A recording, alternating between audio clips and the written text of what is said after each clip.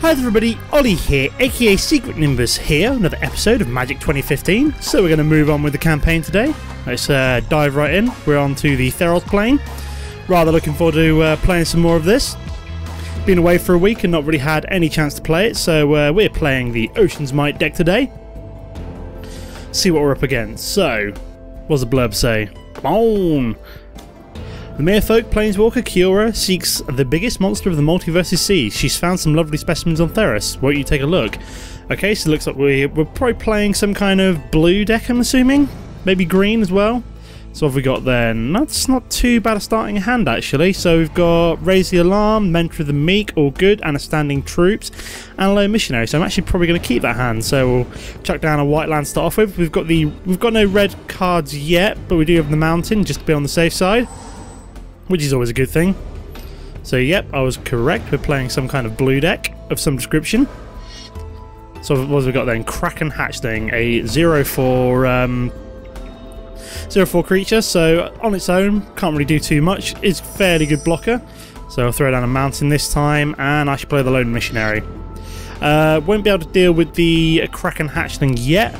But next turn I'll probably get the Mentor of the Meek down, and the turn after that it will be the Raise the Alarm. And then probably the Standing Troops the turn after that, depending on what I get. So, oh yeah, so it's a green. I was correct. It's a blue-green deck. So that's all we got here then. So we have Spreading Seas. It's a enchant land. When Spreading Seas enters the battlefield, draw a card. Enchanted land is an island. So okay. Enchanted land is an island. Okay, that's fair enough. So when Spreading Seas enter the battlefield, draw a card. So, oh, so he's turned one of my cards into a. That's interesting. So which one has he? So he's enchanted one of mine. Good job, I've got more white land then, isn't it? So we shall play the Mentor of the Meek this turn, which is pretty cool. Excellent. We've also got a Furor of the Bitten, so we've got one of our enchantments down, which is quite nice. You see, if he'd so there's not really much point attacking, as all he's going to do is block with the 0/4 and it won't do anything, so I may as well just, you know, save it as a blocker just to be on the safe side. So yeah, if he'd enchanted my red land I wouldn't be able to play this Furor of the Bitten, but because he's enchanted my white land, all it essentially gives me is just another land, so he's got another 0/4 down. It's kind of a pain in the arse, but the Furor of the Bitten should help out with that. So I'll play another Mountain, and then this turn I think I want to play Raise the Alarm. So I should be able to draw two more cards here. Excellent. So yep, pay one and draw a card, pay one and draw a card. Excellent. So we've actually got the Seraph of the Masses down now, which will allow us to start swinging in the air. So I'm just going to save these as blockers for now.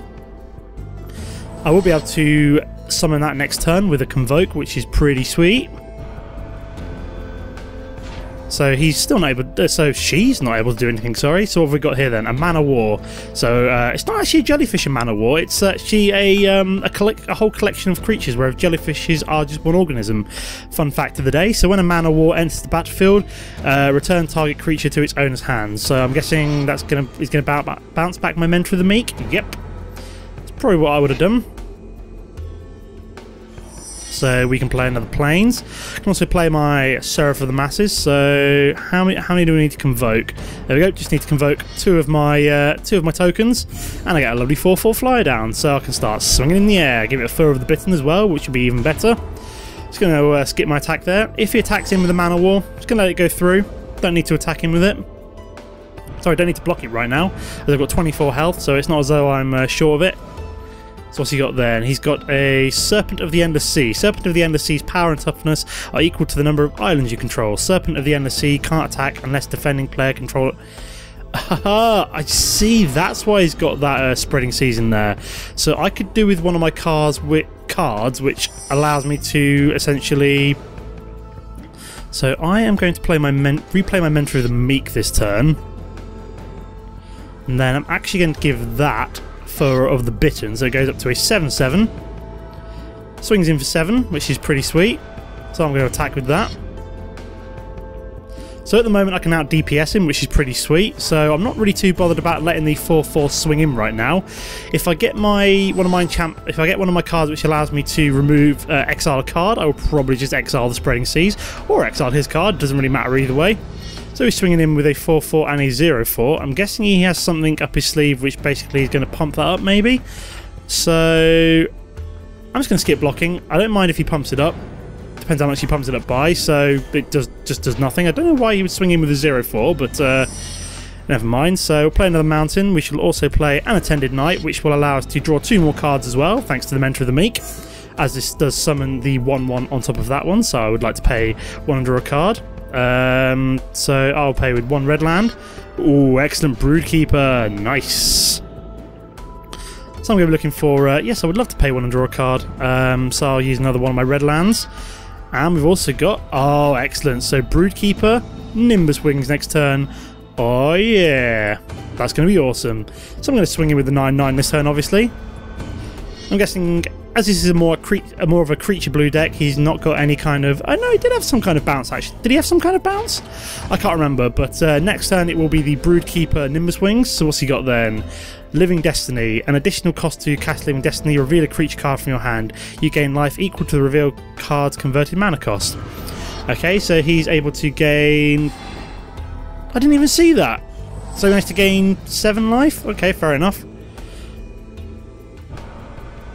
So I could almost do with just playing... I'm going to let that... You know what? No, I'm going to skip blocking. We'll let the 5 damage go through. I don't need to block it right now, so I don't actually mind.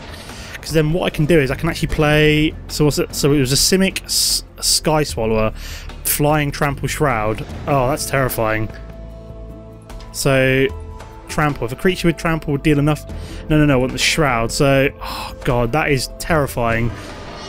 That is actually terrifying, that one, because it's a 6/6, and that's basically stopped me from... although, that's an instant, so... What I'm going to do first, play my Broodkeeper. Which would be pretty cool. Pumps up to a 10/10. Yeah, I'll pay 1 and draw a card. One red land's fine. Get another white land, which is pretty cool. But what I'm going to do is... If hit continue... yeah, hit continue. So that's going to have to swing in. But I will be able to give it first strike. So what I'm also going to do is swing in with my Attended Knight. Then hit attack. I'm hoping he's going to declare blockers, because otherwise he's going to lose. Okay. Oh, no. Oh, thank God for that. Oh, that was close. I was like, God's sake, I wanted to use my Coordinated Assault, because that's pumped that to an... That's pumped that to an 11/10, which gives me lethal. Boom. And that's game. Oh, that was so close. I was like, crap, I didn't use the +1/0. Could have won there. And thankfully, I was able to pause it and use it between my 2 attacks. So, panic over, guys. Panic over. So, Theros booster. Very nice. Let's see what we got. Anything good? Titanic Growth, a Satyr Wayfinder. So when Wayfinder enters the battlefield, reveal the top 4 cards of your library. You may put a... Oh, that's pretty cool. Could be used in a ramp deck, I suppose, which is going to be quite nice. We've got Demolish, destroy target artifact or land. That's pretty nice. Got a Bolt of Krianos, so deals 3 damage to target creature or player. Got some more black cards as well. Got an Asphodel Warrior with a Regenerate, which is pretty sweet. Good for a blocker later on. Got another God's Willing. I'm basically just going to see what might go in my deck at the moment. Got Reprisal. Destroy target creature with power 4 or greater. It can't be regenerated. That's pretty cool. That's kind of some good late game removal. Ooh, and we've also got a legendary creature, Cat Soldier. So, Brimaz, King of... this might have to go in my deck. Whenever Brimaz, King of Ereskos attacks, put a 1/1 white Cat Soldier creature token with Vigilance onto the battlefield attacking. Whenever Brimaz blocks a creature, put a 1/1 white soldier... Okay, so whenever Brimaz, King of Ereskos attacks with a 1/1 put a 1/1 white Cat Soldier creature token with Vigilance onto the battlefield attacking. And whenever Brimaz blocks a creature, put a 1/1 white Cat Soldier creature token with Vigilance onto the battlefield blocking that creature. That's pretty cool. I don't know how useful that is, but you can get some more creatures out of it, which is quite cool. And it's got Vigilance, so that's pretty sweet. So...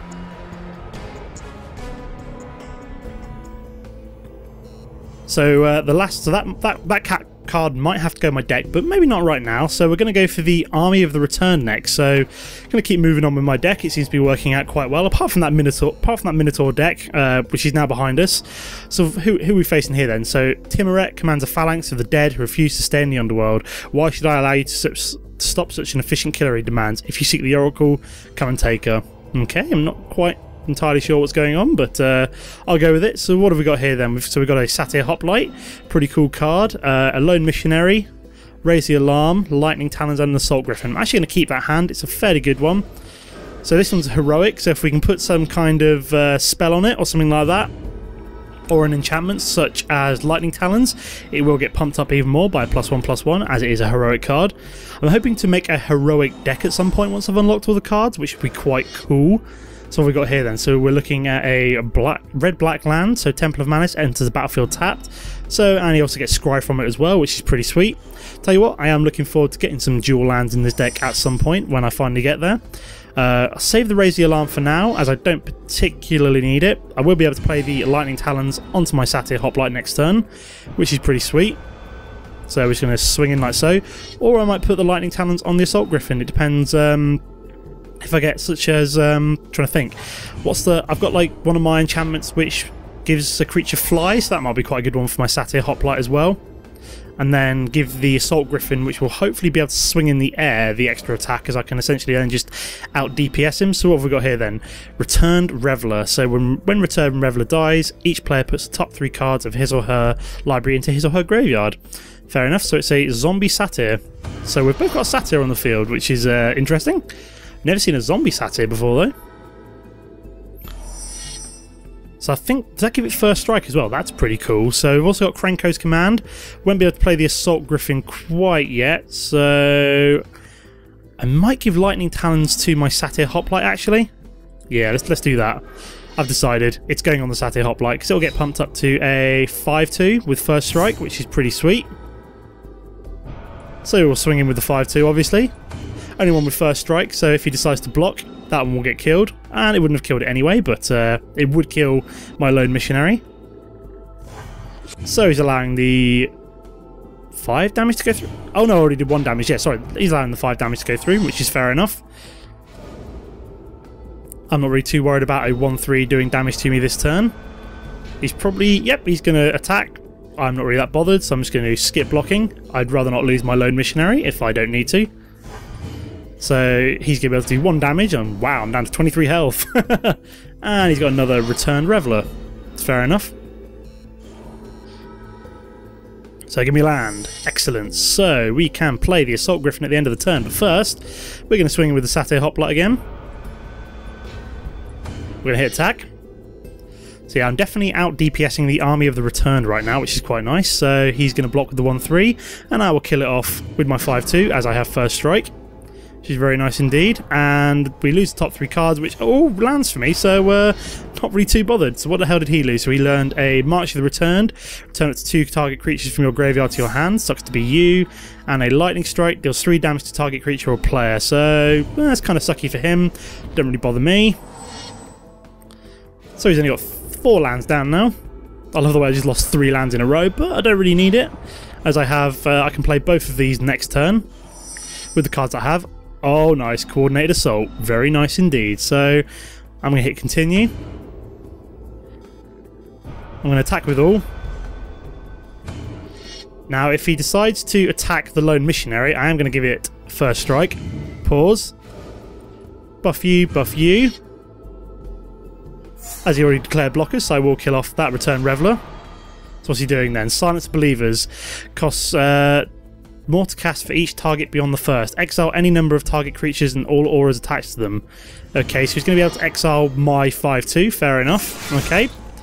It's not the end of the world. So he was able to kill me off like so. So what did I lose this time? I lost an act of treason, I lost a Foundry Street Denizen, and I lost the Plains. Fair enough. I'll put down a Raise the Alarm as blockers, just to be on the safe side. So at the moment he's dead within 4 turns, unless I can pump up or find more flying creatures. A Seraph of the Masses would be fantastic, in my opinion. So what have we got here then? Forsaken Drifters. When Forsaken Drifters dies, put the top 4 cards of your library into the graveyard. Okay, so he'd lose even more cards there. So what did he lose this time? He lost a Silence of Believers. He lost a Forsaken Drifters. I'm just trying to figure out what he lost from. Oh, even better. I've got the first strike down as well. So I'm going to continue. I'm going to swing in the air with my Griffin. Come on, Griffin. There we go. I'm then going to play the Attended Knight.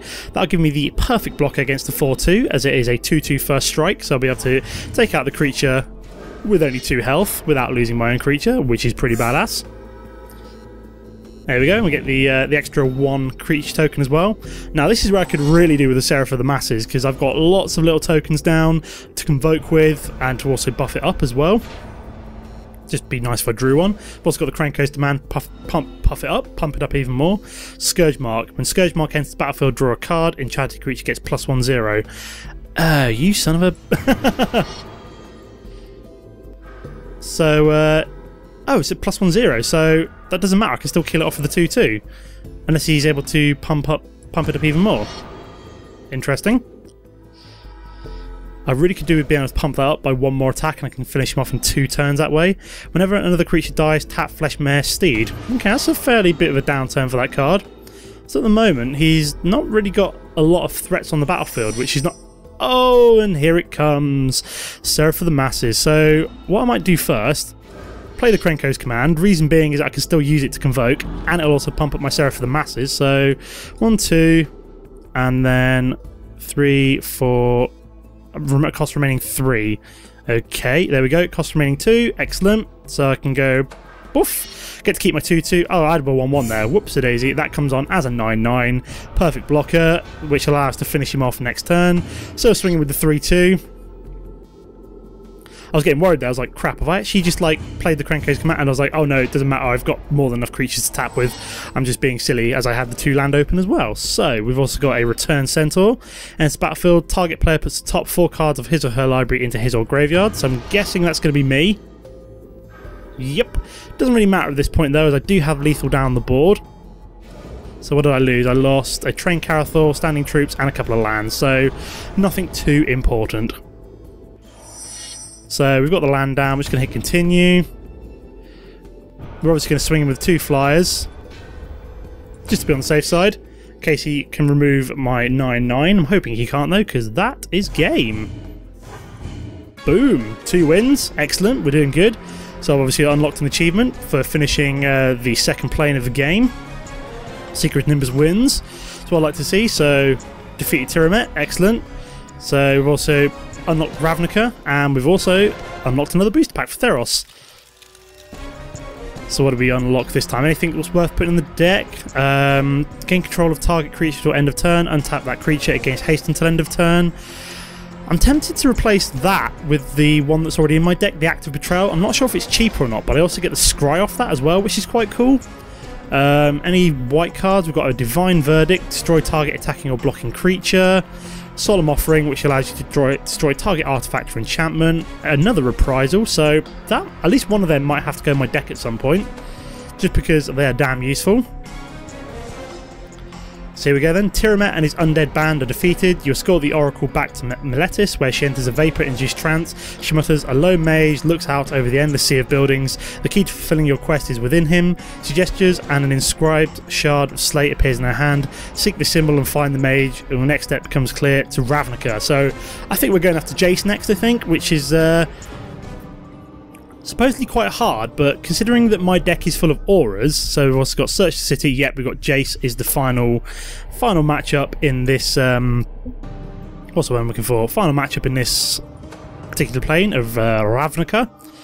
So we're doing pretty well so far, guys. Let me just have a quick look at the deck for now. So I do quite like the card collection, so I can see how many cards I've unlocked from each of the planes. So at the moment I've got 23% of the cards unlocked, so not a lot. I've got 57% of the cards unlocked from Innistrad, so I've only got a few more to get, such as the Blind Phantasm, what else have I got? Elixir of Immortality, and Cobbled Wings could be quite good. It's an artifact which gives your creature flying, which is quite cool. Also, I'm not sure if that would activate any heroic abilities, but And how are we doing for Theros? 42% of the cards for Theros. What am I missing? I'm missing a... Ah, right, yeah. I'm missing my Hero of Eroas, which is another card that I'd like to put in there. It's another heroic one, and also aura spells cost 1 less to cast, so for an aura deck, it's pretty good.